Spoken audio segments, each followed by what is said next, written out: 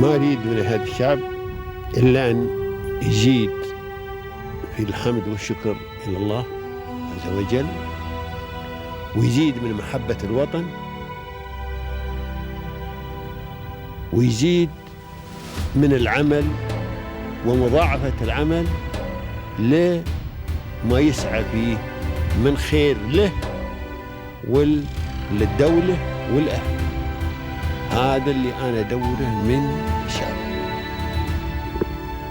وربنا إن شاء الله يوفقنا جميعا على ما يحب ويرضى.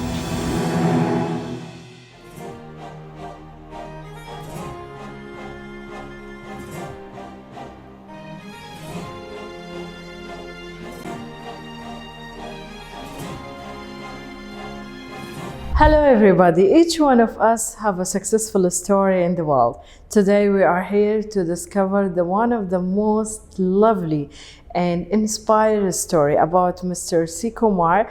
He is the general manager and the board director of the Emirates Extrusion factory. Today we have a new chapter with him to discover a lot about this big factory. 30 years he's over here in the UAE and the long experience. So let's move to discover his journey.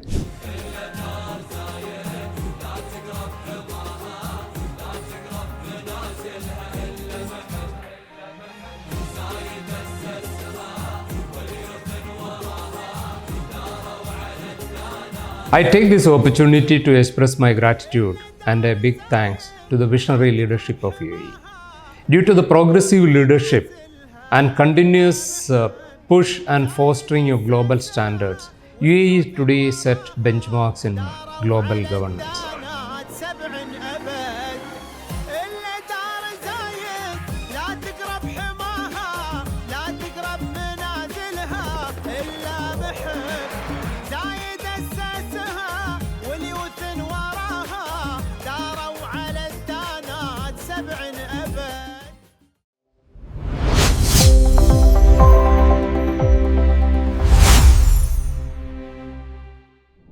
Welcome about a new episode about Pearls of Union. Today we are so happy to discover one of the most important story in the UAE. Especially he has a very long, inspired and successful story. Today we will discover the story about Mr. Sreekumar. He's the general manager director of the Extrusion factory and white aluminium extrusion. Welcome to us. Thank you. So we love to discover your story. I'm so big fan when once I search and read about you, and I discover like 35 years experience in this field. Let's make a little flashback about the lovely memories, how you start your journey, your academic profession. It's so inspiring to share experiences with people like you. See, I, like any other aspiring youngsters, began the journey in education in India. I'm a graduate structural engineer way back in 1985. And then I was so lucky to be recruited by a 125-year-old legacy company in India, a large corporate. And during the process of induction as a technical trainee engineer, to the manager level, I discovered that more than technical, general management is the cup of tea for me, and that's where I have to pursue management. And I did my MBA there, and the company helped in pursuing an MBA. I was so lucky in the early part of the career to be associated with the McKinsey, one of the world's largest and oldest consulting firms, for restructuring the whole businesses when the Indian economy was opening up in the early 90s. So that made me to be a member of the Young Managers Club, and that journey took me to Dubai because our company was setting up global operations, and the first base was luckily in this beautiful country. So we came in 1996 with a $40 million investment, and I was a project head. It's a huge number. It's a huge number at that point of time, and a big challenge. Jebel Ali Free Zone only had 450 companies, and I was 415. My license was 415. So this is one of the turning career journey for me, and it really changed the whole trajectory of growth. So I was asked to stay back and became the head of operations of that company. And the next turning point is making me a CEO. So, one of the biggest HR consulting firm, Hay Consultant, they evaluated us and they put us across multiple tests and interviews and processes. And I was selected to be, many others, selected to be with them to be a CEO. And I became the CEO of that company. So lovely. Did you remember the startup, like the start skills that you learn the value in the past? See, it's all the values what is incubated into people when you start the career path, right? So I was so fortunate to be in the management school of that company. Wow. And our journey was always determined by value systems. How to innovate, how to learn new things, how to culturally align with the different people. So in manufacturing industries or in any businesses, total quality management is a base. So in Europe, it is European Federation of Quality Management. In Asia, it is the Japanese, which leads the total quality management. I was trained in total quality management very well. I'm a Deming Prize winner, which is one of the most coveted awards in Asia. So that gives me a lot of management styles in perfectioning. Okay. Wow. Then the next career trajectory was developing this business from Dubai. As a CEO, I took the business to almost 50 countries from here. And we helped in developing the Indian base and the Dubai base to South Africa, Thailand and Indonesia. So that's how we grew the business. The next big step was in 2008 when I decided to pursue a different career path. Rather than being a CEO of a company, have multiple businesses to be developed together. That's where Dubai Investments and I came together. I joined Dubai Investment in the industry segment, Dubai Investment Industries.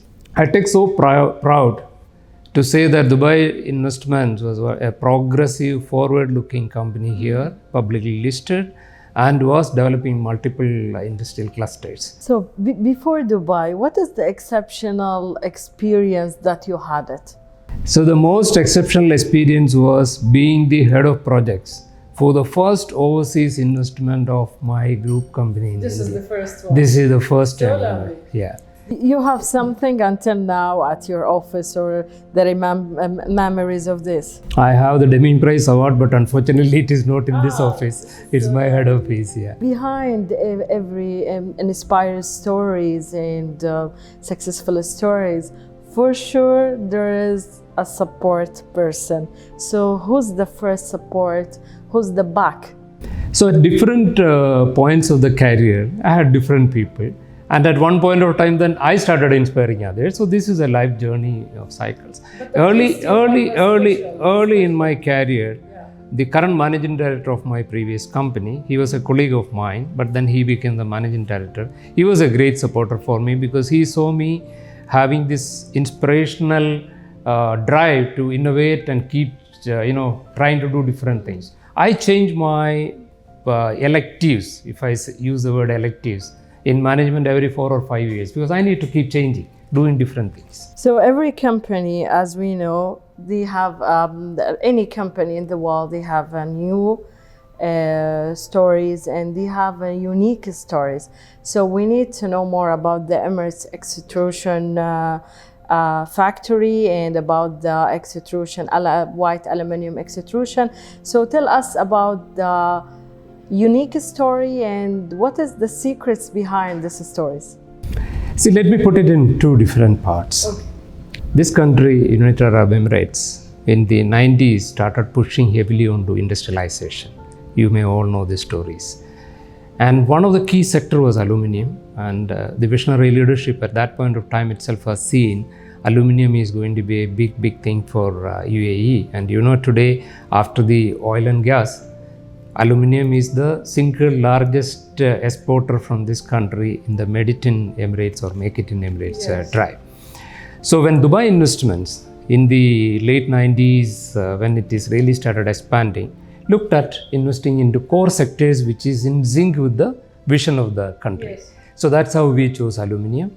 So we came into Emirates Extrusion as an investor in the 30 years before, in the late 90s.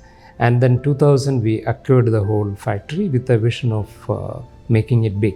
This was a small setup in Ajman in the northern Emirates of UAE. From there, we brought it to the current location in Dubai, made it big, and then later on acquired White Aluminium Extrusion in Abu Dhabi. And today we have 40,000 tons of capacity and probably amongst the top 4 extruders in UAE. That's great. You highlight important point. You said you came here before 32 years, or around above the 30 years. So before these years, you came to the UAE. How you see the experiment? How you see the experience? Especially UAE considered one of the great country who are facilities more, give the facilities for the investor. So today is the same experience? Is the different? How you see the experience you started? Except the attitude and mentality, everything changed. From the day I put my foot onto this country and this soil, I saw the attitude was always investor friendly, allowing people to innovate and do what they want to do as long as you are aligned with the vision of the country. This is not changed. Even today, always we look for great things to do, better things to do for tomorrow. What is changed is the way we do business. If it was on paper in the 90s, today everything is digitalized. Wow. I'm so proud to say that I've traveled around 60, 70 countries in the world, but I have not seen digitalization to this extent anywhere else. You go to a small government job, to a company or to a bank, everything is digitalized, right? So we are always ahead of the game. That's what is making UAE. So they improve a lot of things. So what you had that in the past, you still encourage the people to come and invest in the UAE? On any day. This so fantastic. Let's move to the one of the most important thing about does the company enhancing the compliments about the international standard. We are talking about the BS and we are talking about EN and also ISO. So tell us more about this and especially what is the new standards? I know your question is primarily around what is the quality standards we want to follow. So the names what you took, ES or ISO, everything is to certify that you comply to these standards.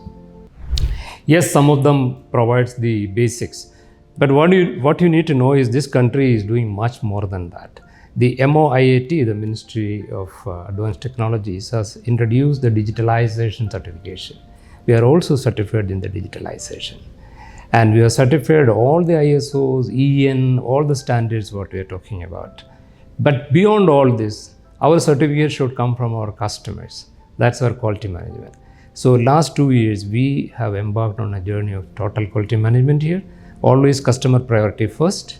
Give the product on time, give them good feedbacks, work along with the customers and develop partnership rather than just selling. This is what we are doing. So for me, the biggest certificate is a customer certificate. Okay, this is the most important. Yes. Before the standards. Yes. So how let me focus with you, and I love this point. How you focus more about CRM in your factory? See, CRM is a buzzword all of us use today. Before this computerization in CRM, how the CRM was working. It is nothing but customer satisfaction. You have a satisfied customer, the rest will flow. CRM is only a tool to measure it, right? I have an ERP here. As part of our digitalization journey, we have done ERP across the company. CRM is only one thing which we are not still put it on the ERP system, which we are now evaluating. But my CRM goes from the customer feedbacks. We go to every customer, sit with him, take his feedback on an annual basis, all my top customers. And then we work on that and give them a feedback.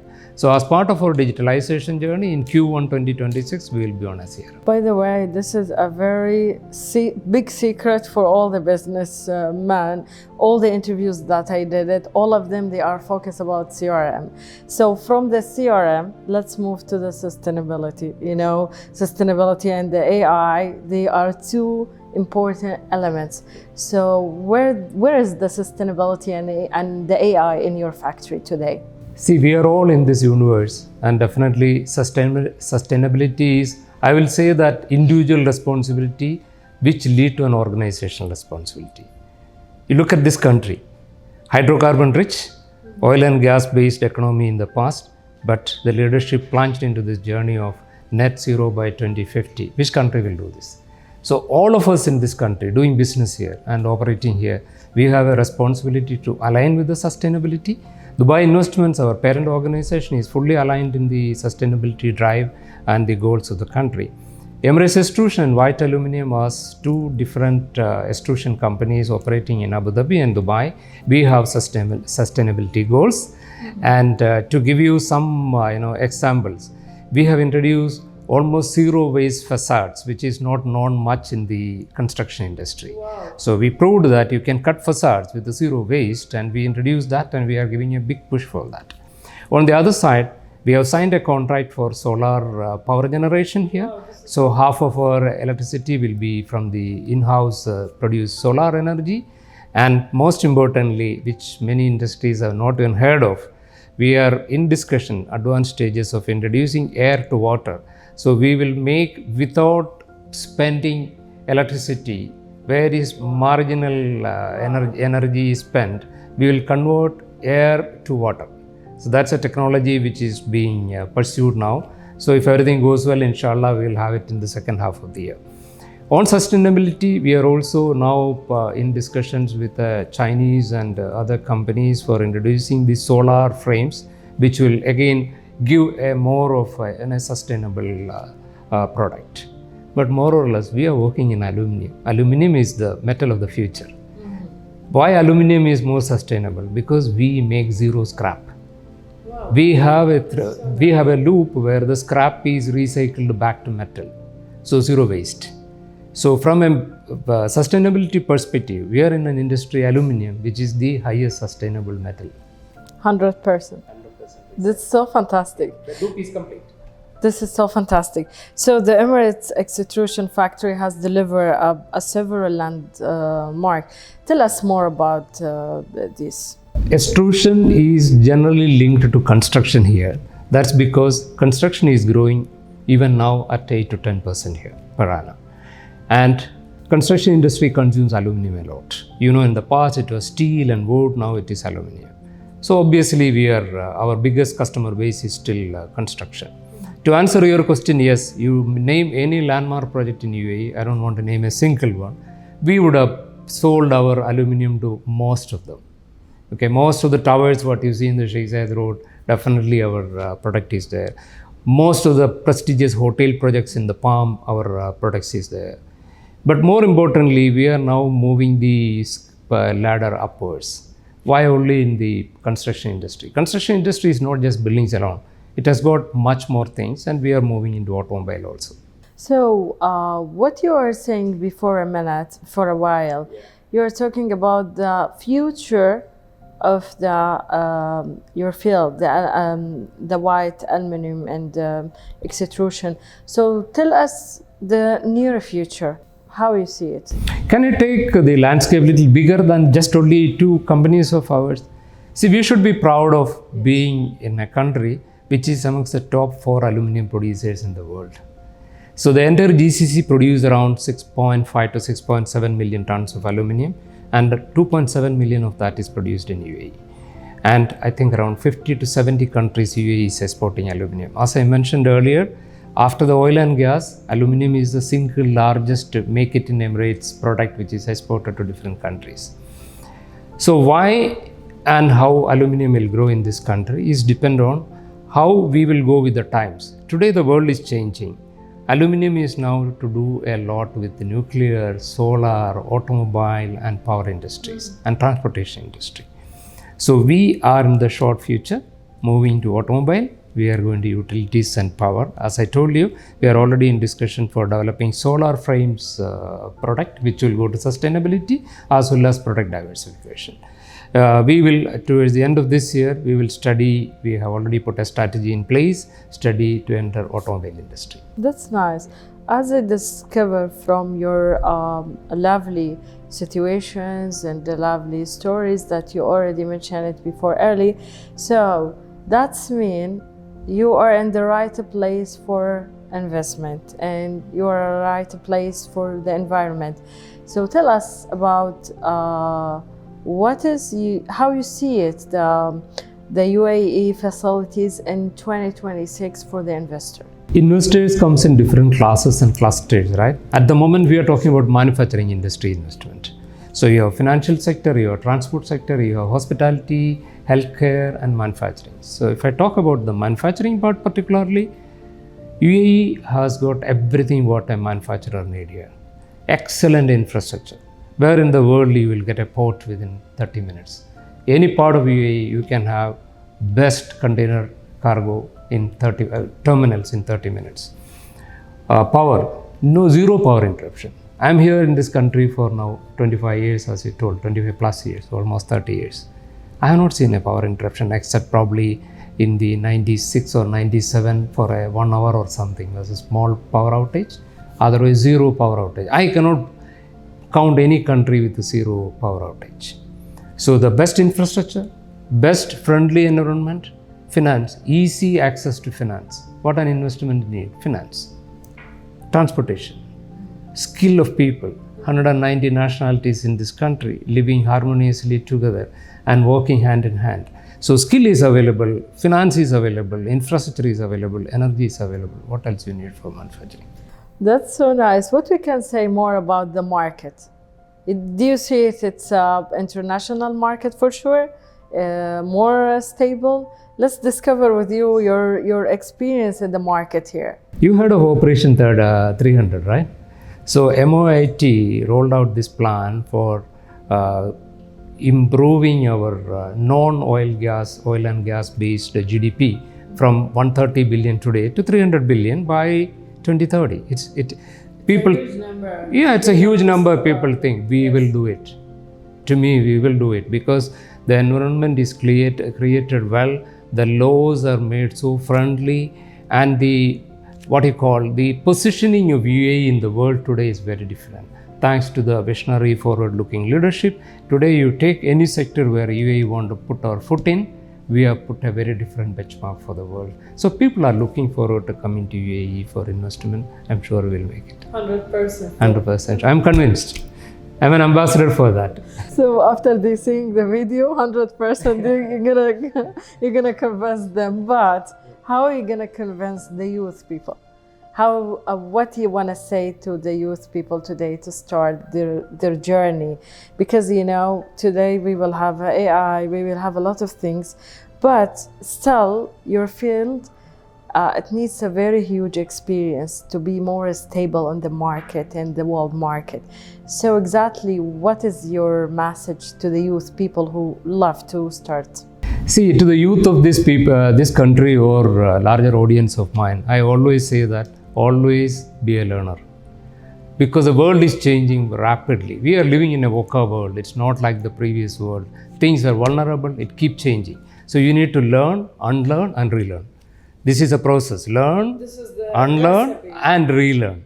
So I do that on a daily basis. Whatever I learned, sometimes I have to unwind it. I have to unlearn it. Learn new things. After some time, that has to be again unlearned, and you have to acquire new things. So AI will help you, but it will not take away your wisdom, your ability to do things. So always be on the toe, keep learning, be sustainable in your thoughts. That will make your actions sustainable. So learn, unlearn, be sustainable in your thoughts. Always use technology. Always be abreast with the technology movement. Develop the technology, be with the technology, use all the technologies to your advantage. And last and the least is always be competitive yourself. Before I'm ending, I love to focus about the leadership in your factory. This is one of the most important things. So tell us a little bit about the secrets of the leadership in your factories. See, leadership has got two levels, right? One is the shareholders who believes in this business, puts everything to the leaders who are running the business. The other thing is the people who are the leaders who run the business. To me, every technical person who is in this company is also a leader, because that is where we call it as a collective leadership.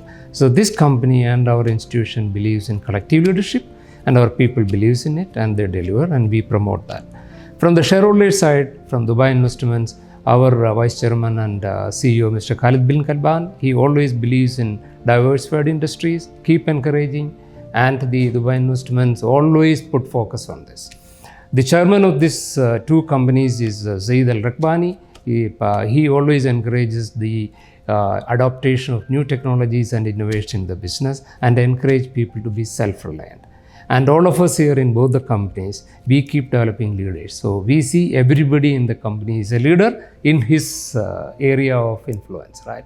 So it's a collective leadership. This is fantastic. And I know that you are over 30 years experience here in the UAE. So a lot of memories, lovely memories, a lot of stories you had it, and I'm sure you have more stories. So what do you want to say today to the camera for the UAE? What is the message to say it for the government, for all these facilities that you have, it, stability in the market and all this, the things that support the businessman and the investor in the market? I take this opportunity to express my gratitude and a big thanks to the visionary leadership of UAE. Due to the progressive leadership and continuous push and fostering of global standards, UAE today set benchmarks in global governance.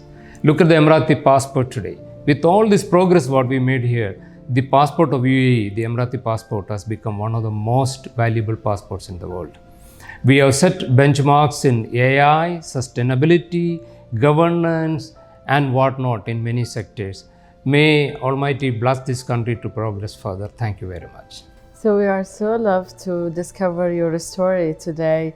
It's really a very fantastic and inspiring story. Mr. Sreekumar is the General Manager and Director of the Emirates Extrusion Factory. We love to thank you and we love to giving us the time to sharing your story. Thank you very much, Samad TV.